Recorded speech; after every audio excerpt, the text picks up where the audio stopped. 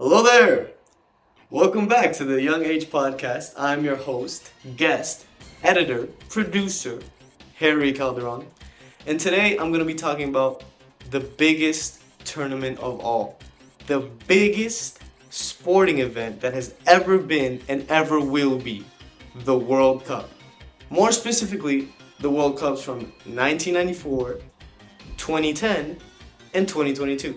These World Cups might seem recent compared to the entire tournament's history, but the fact of the matter is they happen in three entirely different worlds. Today, I want to compare their progression in the symbiotic relationship between sports and media. We all know they go hand in hand, so I'm going to dive a little deeper into it.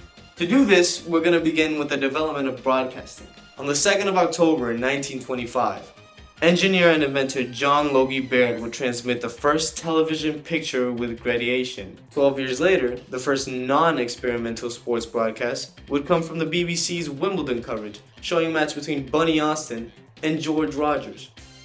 Fast forward to 1983, and we finally arrive at football broadcasting. A deal was made for the BBC and ITV that allowed them to have shirt sponsors and tease the beginning of a beautiful financial relationship. Each channel was given 5 league matches that they could only stream on a Saturday. So out of the whole season, 5 matches. Keep in mind, ticket sales were declining at this point. People don't know if this is going to be anything successful. So this is really make or break for the football industry when it comes to being sponsored and being financed by these TV companies. One football game could have a lot of impact on how the industry would go. If it was a good game, people might tune in, people might attend the games, people might put their money into the beautiful sport.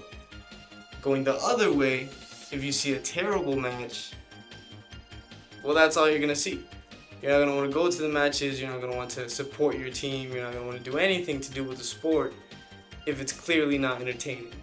Basically, this was a huge risk in solidifying the fact that football just wasn't worth watching. In these baby years of broadcasting, we saw what was a content scarcity and attention abundance paradigm.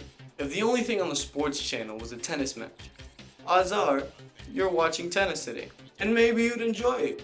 Maybe the whole family would watch it. Maybe it would bring more attention to that game. Today, however, you don't have to watch that tennis match because you don't have to watch anything you don't want to watch. The content scarcity is gone, as well as the attention abundance. It swaps around now. Now there's a lot of content and not so much attention. This is why it takes something truly special to break that attention scarcity, like the World Cup. It is said that the worldwide diffusion of achievement sport is derived from 2 things: nationalism and globalization. Globalization, of course, primarily involving people, technology, media, and the economy. The World Cup tournaments have been utilizing all these even before the age of media. The 1994 World Cup broke records, registering a barbaric 32.1 billion viewers over the whole tournament, with 2 billion viewers just in the final between Brazil and Italy. This World Cup generated substantial revenues for the US economy, creating jobs, boosting tourism, and setting up the eventual success of Major League Soccer. Which is why now we have to go to the digital transformations, which happened in the 2010 World Cup. FIFA introduced fan voting for the first time, meaning that fans can now pick the man of the match, something never seen before. The first ever use of offside lines were used in virtual broadcast, meaning fans at home could see a line drawn for them that actually determines if it was offside or not. Lastly, there was a significant expansion in broadcasting services, meaning the viewership experience for this World Cup miles ahead of 1994. So why is it that the final barely scraped 1 billion views? When companies don't see the same numbers as before, they panic. Advertisers want to know what they can do to better the retention of viewers. You begin to see new ideas like let's make the game shorter, adding new competitions, proposing new rules for offside. These things are just a way to switch the game up. But they're not things that are needed to fix anything. So sport is no longer just sport. It is married to media now. What was before a game that nobody talked about changing is now a game that has to fit this new world we live in. Maybe a Kings League. Maybe streamers having their own teams. These are things that nobody actually wants, except the people that want more money. One of the most successful ideas to change the beautiful game has been the gamification of the sport. People want short-term excitement in this 90-minute game. This is where betting comes into play and allows you to consume the game in short, tiny windows. Someone to score in the first half, someone have these many shots on target, someone to get a yellow card. Maybe you're just playing FPL, you don't even have to be gambling.